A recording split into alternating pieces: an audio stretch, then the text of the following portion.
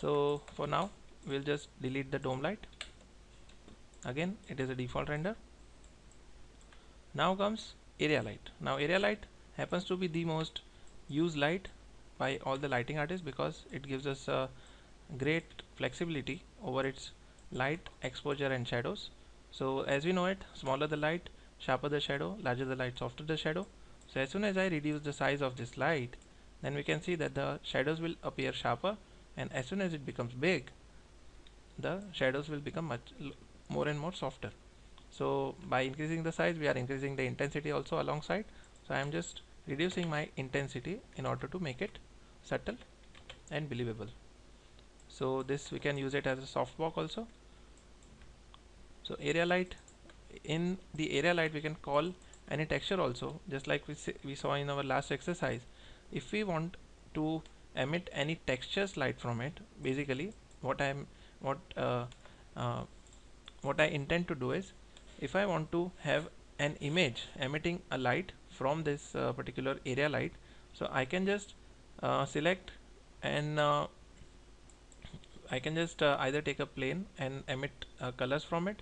So currently my color can be changed to yellow or blue or any color that I want. But if I want a texture, then I can select use rectangle texture, and in my rectangle texture I can call an image which I like. So I will just select a file which can be a good wallpaper to make it appear like a wallpaper that is being shown on the monitor and it is emitting the light from it. So let me just see if I can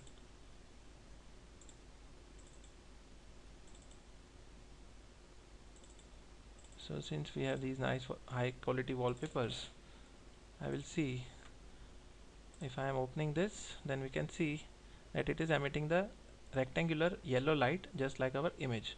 So the image light and the light color will be the same. If I am selecting any other blue color, so then the light will appear blue. So basically it is converting my light into a colored texture, and it is emitting the same colors which are present in the image itself. So I can also increase the intensity. So in order to create a TV, maybe we can just create a TV model and then in front of it we can put this light and call this texture in order to show that there is a light that is coming out from the TV, and we can have any image that we like. So this is how it will look when you apply a texture in the rectangular texture node. So this is very useful option. So this is your area light, and also as I've shown last time, whoever were not present last time, I wish to show a very big glitch or a very big turnaround which we have as far as Vray is concerned. If I am having a light which is visible in the viewport, and if I put any other light behind it, for example if I am putting a point light behind it, a spherical light behind it, and I will increase its intensity to a fair bit, so you can see that the plane is blocking my light from falling on this particular sphere. It is cutting my light, it is blocking it. Because this plane is visible, it is not letting my light get through to the sphere. So as soon as I switch off this plane, or as soon as I switch off this visibility of this plane by going into the options and make it invisible, then my sphere light will be able to reach the my point light will be able to reach the sphere directly. Now you can see we have got both the lights. One is the V-ray plane light and other is the point light. So both of them are being cast onto the sphere. So when you have a window or any kind of big door, and if you have this area light which is visible, then all the lights that is behind it will not be able to get through. So you need to make sure that you have this invisible option on in order to let the lights that are behind it come through the open area, just like a sun coming through the window by passing through the area light. So this way we need to be careful before moving forward. So this happens to be the area light, and it's a couple of options.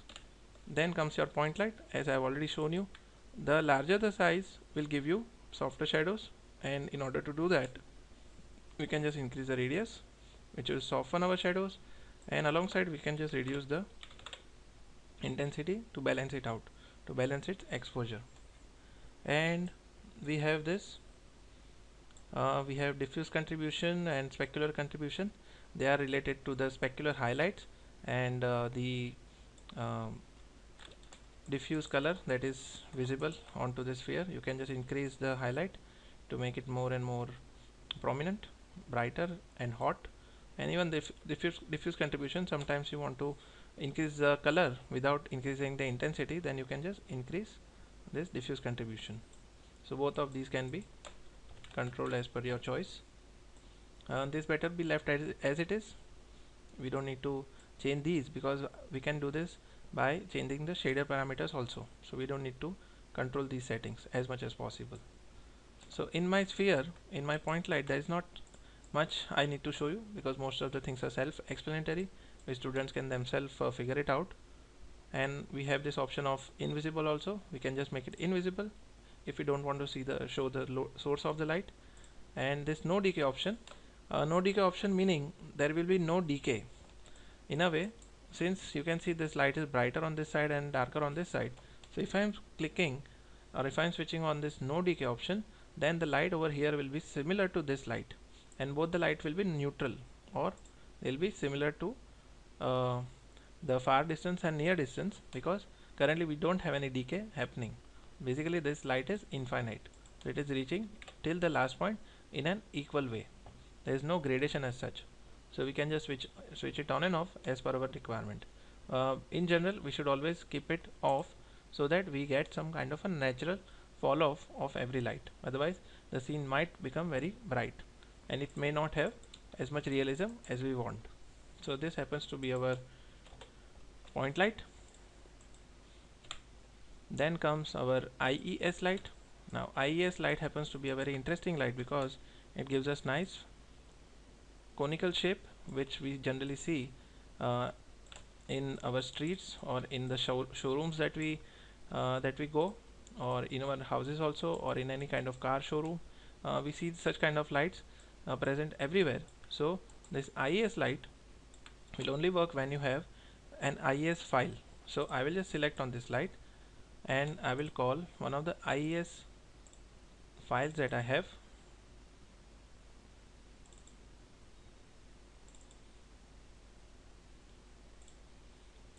So as soon as I call an Ies file, it will have the light will start emitting, and currently we don't see any kind of gradation because maybe the exposure is too much. So let me just decrease the intensity from 1 to 0.1 or maybe even lesser. So now you can see that we have a nice soft lighting which is falling downwards.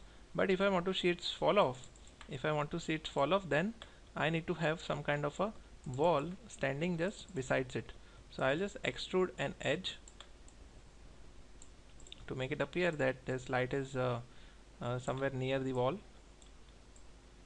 And if I bring this light